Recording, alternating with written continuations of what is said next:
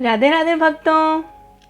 श्री युधिष्ठिर कहने लगे कि हे भगवान, अब आप मुझे श्रावण शुक्ल एकादशी का क्या नाम है, व्रत करने की विधि तथा इसका महात्म्य कृपया करके कहिए।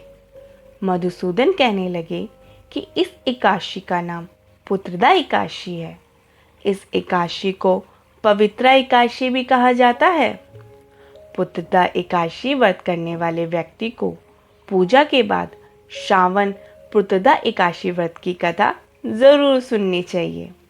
ऐसा करने से व्रत पूर्ण होता है और मनोकामनाएं पूरी होती हैं। अब आप शांतिपूर्वक इसकी कथा सुनिए। इसके सुनने मात्र से ही वायपेयक का फल मिलता है। पुत्रदा एकादशी की कथा कुछ इस प्रकार है।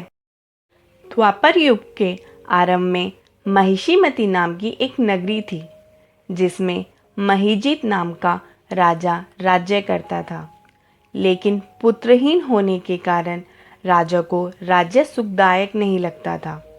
उसका मानना था कि जिसके संतान ना हो उसके लिए यह लोक और परलोक दोनों ही दुखदायक होते हैं। पुत्र सुख की प्राप्ति के लिए राजा ने अनेक उपाय किए, परंतु राजा को पुत्र की प्राप्ति नहीं हुई। वृद्धावस्था आती देखकर राजा ने प्रजा के प्रतिनिधियों को बुलाया और कहा, हे प्रजाजनों, मेरे खजाने में अन्याय से उपार्जन किया हुआ धन नहीं है। मैंने कभी देवताओं और ब्राह्मणों का धन भी नहीं छीना। किसी दूसरे की धरोहर भी मैंने नहीं ली। प्रजा को पुत्र के समान पालता रहा। मैं अपराधियों को पुत्र तथा बांधवों की तरह दंड देता रहा।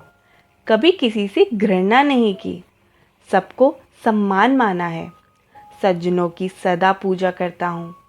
इस प्रकार धर्मयुक्त राज्य करते हुए भी मेरे पुत्र नहीं है, सो मैं अत्यंत दुख पा रहा हूँ। इसका क्या कारण है? राजा महीजीत की इस बात को विचारने के लिए मंत्री तथा प्रजा के प्रतिनिधि वन को गए। वहाँ बड़े बड़े ऋषि मुनियों के दर्शन किए। राजा की उत्तम कामना की पूर्ति के लिए किसी श्रेष्ठ तपस्वी मुनि को देखते फिरते रहे। एक आश्रम में उन्होंने एक अत्यंत व्यवृद्ध धर्म के ज्ञाता, बड़े तपस्वी, परमात्मा में मन लगाए हुए, निराहार, जितेंद्रिय, जितात्मा, जित क्रोध, सनातन धर्म के गूढ़ तत्वों को जानने वाले समस्त शास्त्रों के ज्ञाता महात्मा लोमश मुनि को देखा, जिनका कल्प के व्यतीत होने पर एक रोम गिरता था। सबने जाकर ऋषि को प्रणाम किया। उन लोगों को देखकर मुनि ने पूछा कि आप लोग किस कारण से आए हैं? निसंदेह मैं आप लोगों का हित करूंगा। मेरा जन्म केवल दूसरों के उपकार के लिए ही हुआ है, इसमें संदेह मत करो। लोमश ऋषि के ऐसे वचन सुनकर सब लोग बोले, हे महिषी, आप हमारी बात जानने में ब्रह्मा से भी अधिक समर्थ हैं, अतः आप हमारे इस संदेह को दूर कीजिए। महिषीमती पुरी का धर्मात्मा राजा महीजीत प्रजा का पुत्र के समान पालन करता है, फिर भी वह पुत्रहीन होने के कारण दुखी हैं। उन लोगों ने आगे कहा कि हम लोग उसकी प्रजा हैं, अतः उसके दुख से भी हम दुखी हैं। आपके दर्शन से हमें पूर्ण विश्वास है कि हमारा यह संकट अवश्य दूर हो जाएगा, क्योंकि महान पुरुषों के दर्शन मात्र से अनेक कष्ट दूर हो जाते हैं। अब आप कृपया करके राजा के पुत्र होने का उपाय बतलाएं।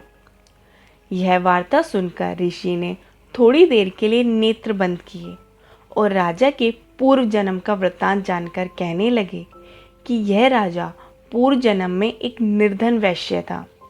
निर्धन होने के कारण इसमें कई बुरी कर्म किए। यह एक गांव से दूसरे गांव व्यापार करने जाया करता था। एक समय ज्येष्ठ मास के शुक्ल पक्ष की द्वादशी के दिन मध्याह्न के समय जबकि वह 2 दिन से भूखा प्यासा था, एक जलाशय पर जल पीने गया। उसी स्थान पर एक तत्काल की ब्याही हुई प्यासी गो जल पी रही थी। राजा ने उस प्यासी गाय को जल पीते हुए हटा दिया और स्वयं जल पीने लगा। इसलिए राजा को यह दुख सहना पड़ा। एकादशी के दिन भूखा रहने से वह राजा हुआ और प्यासी गौ को जल पीते हुए हटाने के कारण पुत्र वियोग का दुख सहना पड़ रहा है। ऐसा सुनकर सब लोग कहने लगे कि हे ऋषि, शास्त्रों में पापों का प्रायश्चित भी लिखा है, अतः जिस प्रकार राजा का यह पाप नष्ट हो जाए, आप ऐसा उपाय बताइए। लोमश मुनि कहने लगे कि श्रावण शुक्ल पक्ष की एकादशी को, जिसे पुत्रदा एकादशी भी कहते हैं, तुम सब लोग व्रत करो और रात्रि को जागरण करो, तो इससे राजा का यह पूर्व जन्म का पाप अवश्य नष्ट हो जाएगा। साथ ही राजा को पुत्र की अवश्य प्राप्ति होगी। लोमश ऋषि के ऐसे वचन सुनकर मंत्रियों सहित सारी प्रजा नगर को वापस लौट आई और जब श्रावण शुक्ल एकादशी आई तो ऋषि की आज्ञा अनुसार सबने पुत्रदा एकादशी का व्रत और जागरण किया। इसके पश्चात द्वादशी के दिन इसके पुण्य का फल राजा को दे दिया। उस पुण्य के प्रभाव से रानी ने गर्भ धारण किया और प्रसव काल समाप्त होने पर उसके एक बड़ा तेजस्वी पुत्र उत्पन्न हुआ। इसलिए हे राजन, इस श्रावण शुक्ल एकादशी का नाम पुत्रदा पड़ा। अतः संतान सुख की इच्छा हासिल करने वाले इस व्रत को अवश्य करें। इसके महात्म्य को सुनने से मनुष्य सब पापों से मुक्त हो जाता है और इस लोक में संतान सुख भोगकर परलोक में स्वर्ग को प्राप्त होता है। राधे राधे।